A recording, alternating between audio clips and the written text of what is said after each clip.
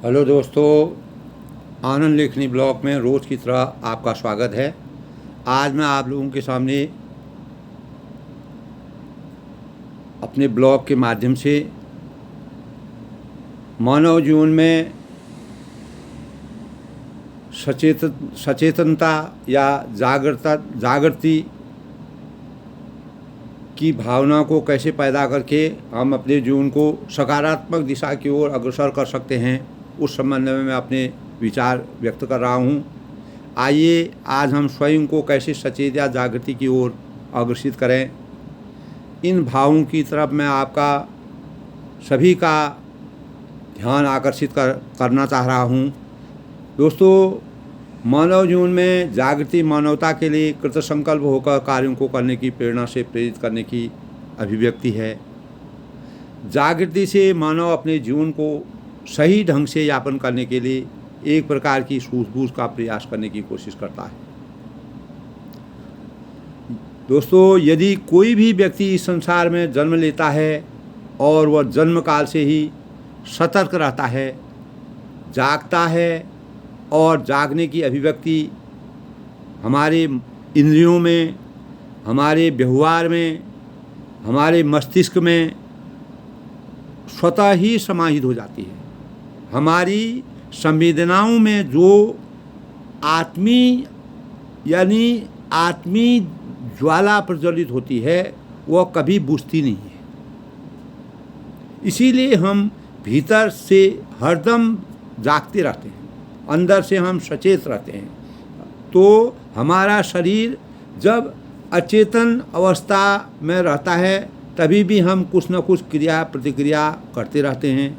हमारी इंद्रियां क्रिया प्रतिक्रिया हर समय 24 आवर करती रहती हैं, जिसका हमें एहसास नहीं होता है। हम उसकी हवा चल रही है और अनेक प्रकार की ऐसी प्रतिक्रिया होती है। हम सांस ले रहे हैं, हमारा ब्लड सर्कुलेशन चलता है, हमारे शरीर में अनेक प्रकार की भोजन का पाचन हो रहा है। तो अनेक प्रकार की ऐसी प्रक्रियाएं हैं जो हमको एहसास नहीं होता है, लेकिन हम अंदर से जागृत रहते हैं। हमारा शरीर जब अचेतन अवस्था में रहता है तभी हम कुछ न कुछ क्रिया प्रतिक्रिया करते रहते हैं। अचेतन यानी हम सोए रहते हैं, सोने में भी हमारी पूरी इंद्रियां काम करती रहती हैं। तो दोस्तों, जागृति और सचेतन रहना मानव प्रवृत्ति में स्वतः ही समाहित हो जाता है। तभी भी हम कुछ न कुछ क्रिया प्रतिक्रिया हर समय करते रहते हैं, जिसका हमें एहसास नहीं होता है। काफ़ी चीज़ें ऐसी होती हैं जिसका हमको एहसास नहीं होता है। लेकिन जागृत रहना, सचेत रहना हमारे जीवन का कर्तव्य जैसा बन जाता है। यानी ये हमारे जीवन का एक प्रकार का हमारा कर्तव्य बन जाता है। जिस प्रकार से हमको किसी कार्य को करने की, बाहर के कार्यों को करने का हमारा कर्तव्य होता है, हमारी कर्तव्य निष्ठा होती है। उसको हमको पहले से कैसे उसको हल किया जाए उसके बारे में हम सोचते हैं, समझते हैं, विचार करते हैं, उसकी भूमिका बनाते हैं, उसकी रूपरेखा तय करते हैं। तो इसी प्रकार जागृति हमारे अंदर की जो इंद्रियां हैं, हमारा शरीर है, वह अंदर से पूर्ण रूप से जागृत रहता है। दोस्तों, प्रायः जागृतावस्था या सचेतनता या जो हमारे अंदर उत्तेजित हम हर समय सतर्क रहते हैं, वो हम जीवन का स्वरूप कर सकते हैं। यह हमारे जीवन का एक स्वरूप है। हमारे जीवन में रात दिन जागना, सोना, चेतन अचेतन की अनुभूतियाँ हर समय होती रहती है। और हम जीवन में जितना अधिक से अधिक सीखते हैं, सोचते हैं, समझते हैं, और तो वह भी हमें कम लगता है। यानी हम किसी कार्य को करते हैं, हमको किसी चीज़ की उपलब्धि होती है, हम समझते हैं ये भी हमारे लिए कम है। यानी हमारी सतर्कता और जागृति के साथ ही हमारी इच्छाएं और किसी कार्य को भी हम करते हैं उसमें भी अपने को कम महसूस करते हैं। उसमें और अधिक कुछ पाने की चेष्टा करते हैं, सीखने की चेष्टा करते हैं। वह भी हमको हर हालत में कम लगता है। हर प्रत्येक मानव मात्र को अपने जीवन में कुछ नया सीखने की उत्कंठा बनी रहती है। हर मनुष्य कुछ नया सीखने के लिए कोशिश करता है, उसको अगर इस प्रकार का परिवेश मिल जाता है, अगर वह अच्छे परिवेश में रहता है, कुछ सीखने की कोशिश करता है, किसी भी परिवेश में रहता है, तो उसको उसके प्रति निपुणता हासिल करने की, जैसे कोई कारीगर है, वह अगर कोई चीज़ करता है तो वह समझता है कि मैं इस प्रकार की बिल्डिंग बना रहा हूँ तो इससे भी और अच्छी सुपर बनाऊँ, तो उसके मन में एक जागृति ये आ जाती है कि मैं इससे भी और सुपर करूँ, यानी उसकी इच्छाओं में, उसकी जागृति में, उसमें सचेतनता में इस प्रकार के भाव पैदा हो जाते हैं। इसी प्रकार हर क्षेत्र में हमारा चिंतन, हमारा मन इस प्रकार के कार्य करता है। तो जागृति मानव स्वभाव की सबसे अच्छी अभिव्यक्ति है, इससे हमको प्रेरणा मिलती है, इससे हम जीवन में सकारात्मकता की ओर अग्रसर होते हैं। तो प्रकृति में दोस्तों सूर्य है, चंद्रमा है, आकाश है, पाताल है, ये हमारे लिए विभिन्न प्रकार की विधाओं की और अनेक प्रकार के हमारे शरीर के चक्रव्यूह, हमारा शरीर एक चक्रव्यूह की तरह है। जिस प्रकार सूर्य है, चंद्रमा है, आकाश है, पाताल है, ये हमारे जीवन के आधार हैं। इनके अनुसार हमें अपने जीवन को चलाना पड़ता है। तो हमारा जीवन का पूरा जो जीवन चक्र होता है, इस चक्रव्यूह के आसपास ही रहता है, जिसे हर मनुष्य मात्र को अपने निजी जीवन में उतारने की आवश्यकता होती है। यानी इनके साथ हम कैसे सामंजस्य बनाए रहें, अगर कैसे इसको अपने शरीर के साथ ढालें, इनकी शक्ति को अपने साथ ढालें, तो इस प्रकार की हमारी इंद्रियां, हमारी चेतनता, हमारी जागृति उस अनुरूप ढल जाती है। जिस प्रकार मनुष्य सोए हुए में भी मनुष्य का शरीर, अगर हम सुप्तावस्था में रहते हैं, सोए रहते हैं, तो उस समय भी हमारा शरीर किसी न प्रकार कार्य करता रहता है। उसी प्रकार प्रकृति जो है, जिस प्रकार के हमारे प्रकृति में जितने भी संसाधन हमारे पास हैं, जल है, हवा है, धरती है, आकाश है, पाताल है, चंद्रमा है, सूर्य है, ये सब हमारे साथ चलने वाली प्रक्रियाएं हैं। हमको इनके अनुसार काम करना पड़ता है। उसी प्रकार प्रकृति भी हमेशा अपने कर्तव्य पथ पर चलती रहती है, वह कभी सोती नहीं है। यानी चंद्रमा आप देखते हैं, चंद्रमा सूर्य के प्रकाश से प्रकाशित होता है, ये वैज्ञानिक कथन भी है, सब लोग जानते भी हैं। सूर्य में ही प्रकाश होता है, पूरी धरती में, पूरी चंद्रमा में सूर्य के प्रकाश का ही सबसे बड़ा प्रभाव होता है। सूर्य के प्रकाश से पूरा प्रकाशमान यह धरती रहती है। इस प्रकार मानव जीवन के साथ ही प्रकृति का भी अनुरत चलते रहना सामंजस्यपूर्ण व्यवहार की कृति के कारक होते हैं दोस्तों। और जो मानव और प्रकृति के बीच कर्तव्य निष्ठा का परिवेश बना रहता है, इस परिवेश के अंतर्गत हमें विभिन्न प्रकार की जो अवस्थाएं आती हैं, उसके अनुसार अपने को जागृत रखना, उसके अनुसार को ढालना, उसके अनुसार अपने शरीर को बनाना और उसके अनुसार अपने कार्यों के कर्तव्यों को निभाना हमारा एक कर्तव्य बन जाता है।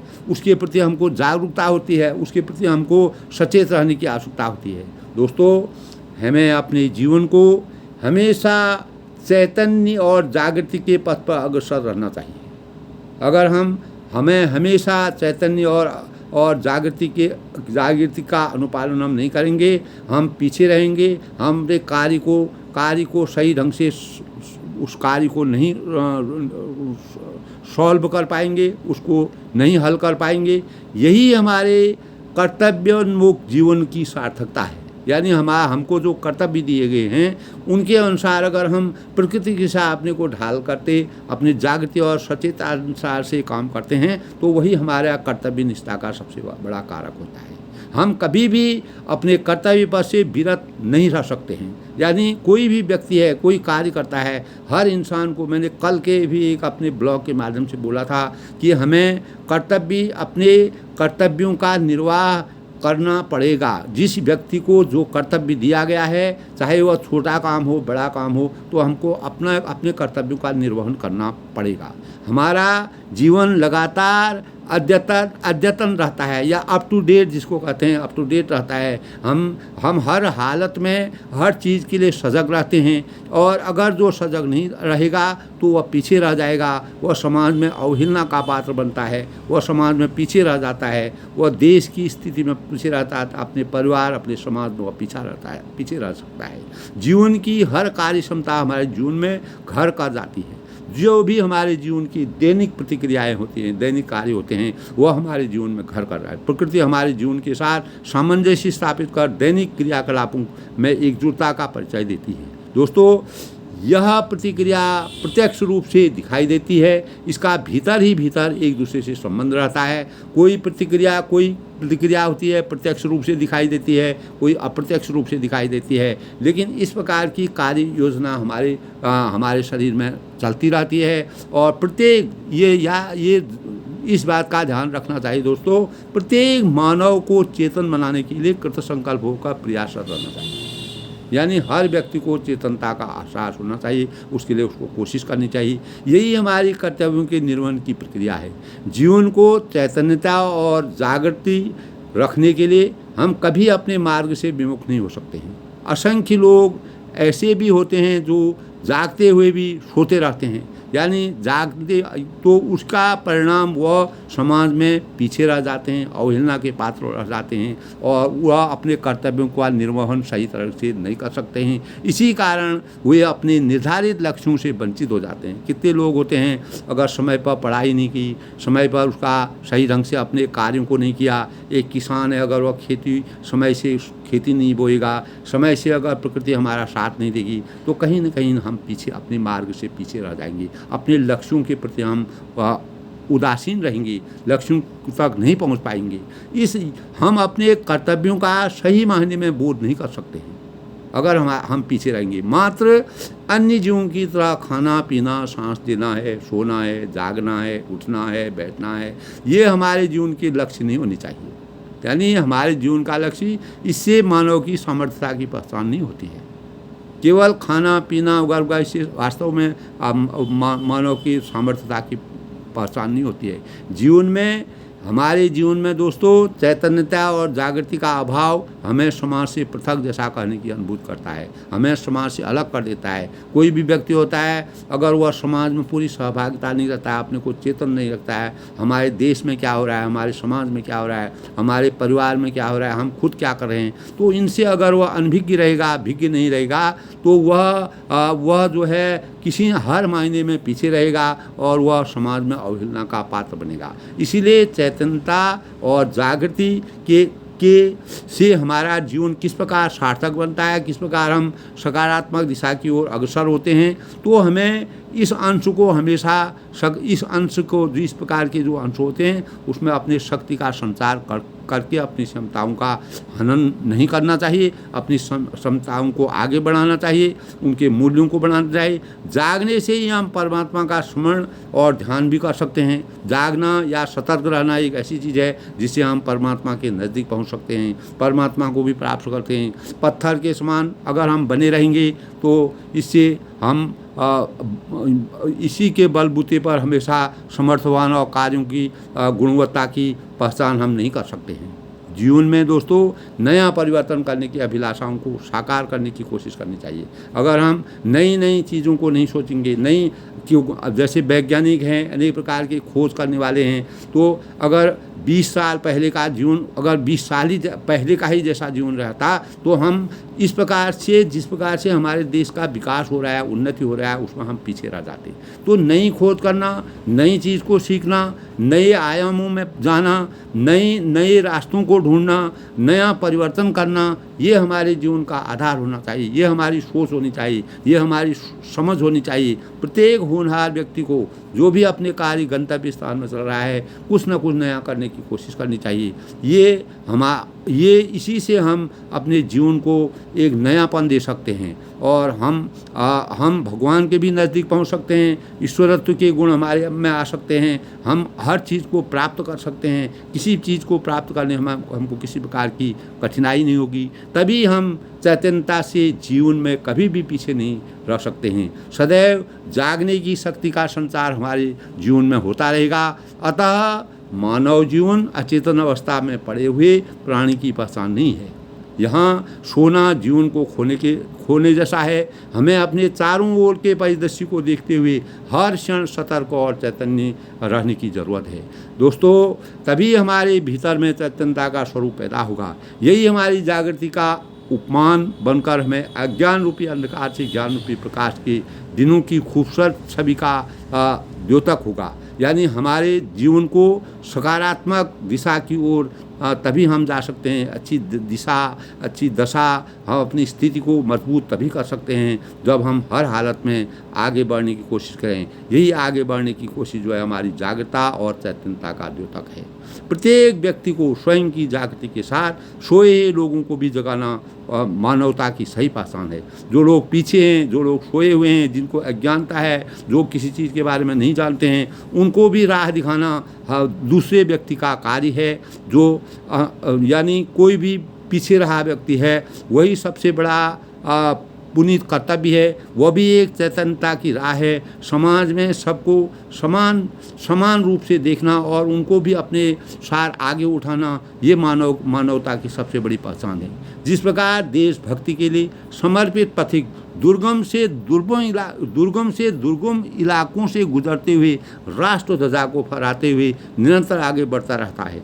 कोई हमारा देश का सैनिक है, अनेक लोग ऐसे होते हैं जो देश के लिए कार्य करते हैं, रात दिन जुटे हुए हैं, तो वह अनेक प्रकार की कठिनाइयों में दुर्गम से दुर्गम इलाकों से गुजरते हुए राष्ट्र की ध्वजा को फहराने का कार्य करते हैं और ऊंचे पायदान पर पहुंचने की कोशिश करते हैं। उसी प्रकार हर देश के नागरिक को, जो भावी नागरिक हैं, जो आगे बढ़ रहे हैं और जिनका जीवन जिनके कंधों पर हमारे देश का भार आने वाला है, वाने हमारे देश के कर्णधार हैं, तो उनको भी देश की जागृति और चैतन्यता का अभी से सजग हो जाना चाहिए। जीवन को सकारात्मक दिशा प्रदान करने और अपने साथ साथ दूसरे को भी कर्म पथ पर जोड़ने की कोशिश करना सच्ची देशभक्ति और मानव सेवा होगी। यही मानव सेवा होती है दोस्तों।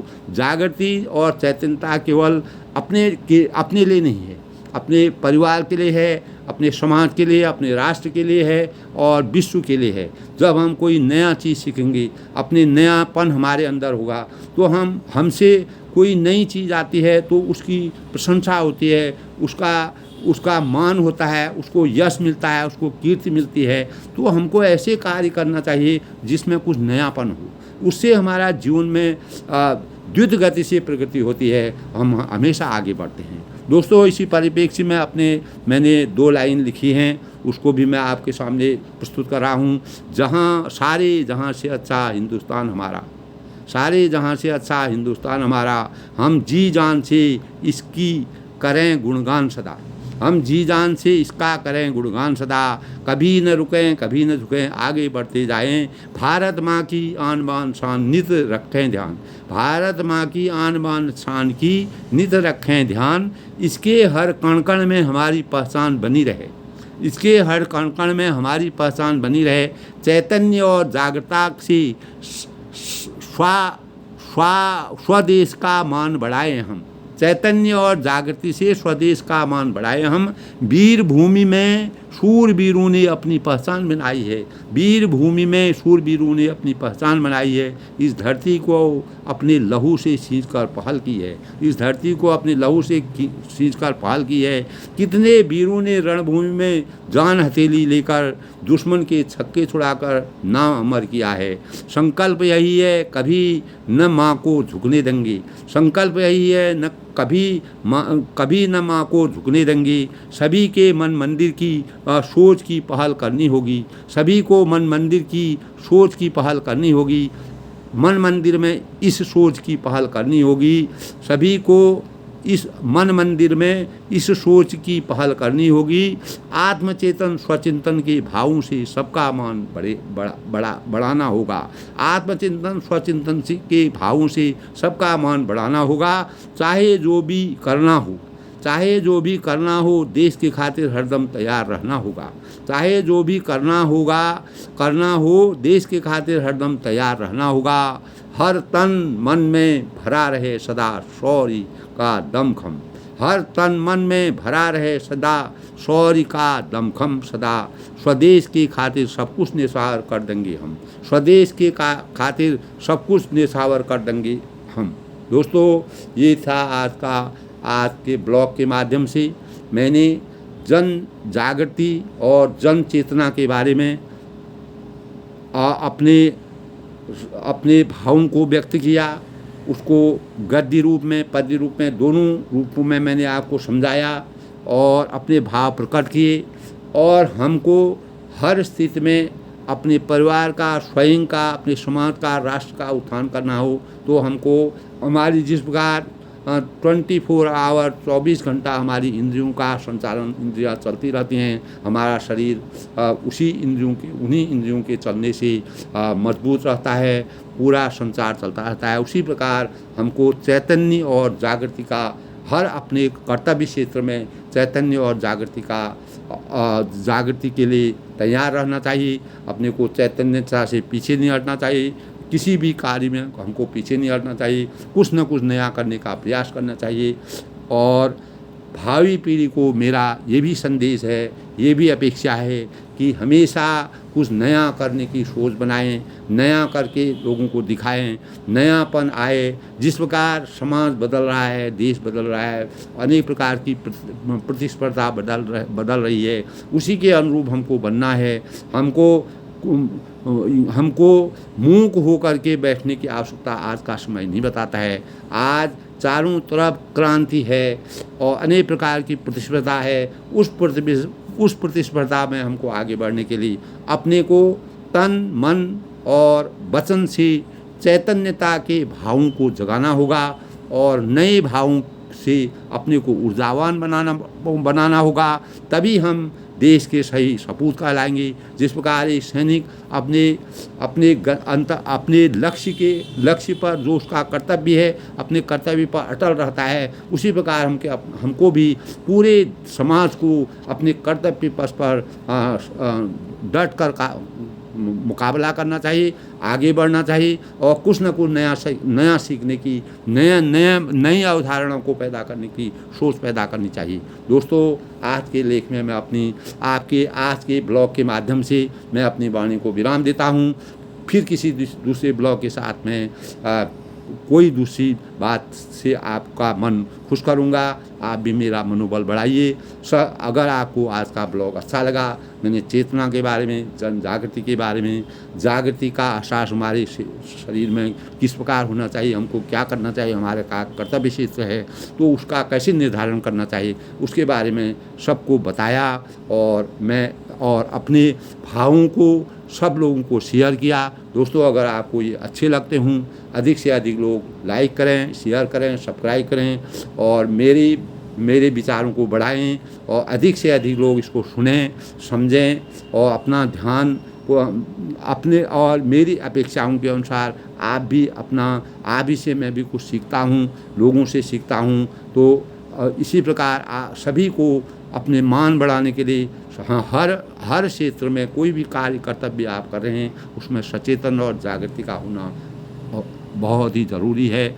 दोस्तों, बड़ों को मेरा नमस्कार, छोटों को मेरा आशीर्वाद, सबके मंगल भविष्य की कामना के साथ और सबका धन्यवाद, सबको आशीर्वाद। भारत माता की जय।